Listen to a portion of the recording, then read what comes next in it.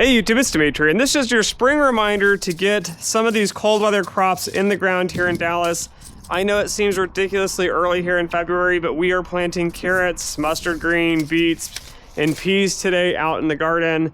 We are burning off just some leftover kind of yard waste materials I can't get rid of otherwise. A lot of wisteria vines, taking out these Asian pears that died. We're gonna replace those today here with a donut peach, which is back in the corner. Also, I'm starting to really hit the fertilizer here as weather's starting to warm up. We're gonna be 60s, 70s, and I believe 80s here in Dallas.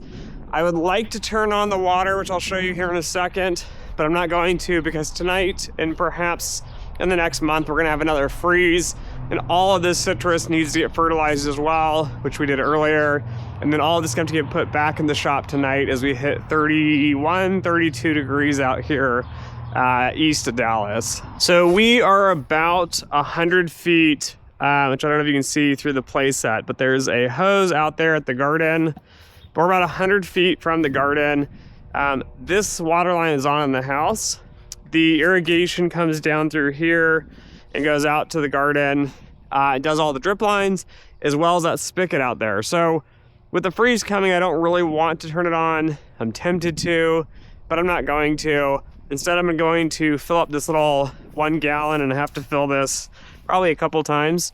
And then we'll take this out to the garden and just manually garden. All right, so don't forget to plant your carrots, your cold weather crops like spinach, kale, Swiss chard, and peas, as this is kind of the time to get going here in Dallas. Other crops as well, like green beans, you need to wait and hold off on. We do have tomatoes inside getting all ready with our seed starting kit. I'll put a link in the description below as I follow the Dallas Garden Lady or Dallas Garden School, and they tend to give pretty good times. Being from the north, a lot of these deadlines and times from east seem very, very early and premature, but now is the time to get them in the ground if you're going to want to try some of this or get your transplants started for tomatoes and other types of plants like that. So anyways, thanks for listening, thanks for watching, and as always, until next time.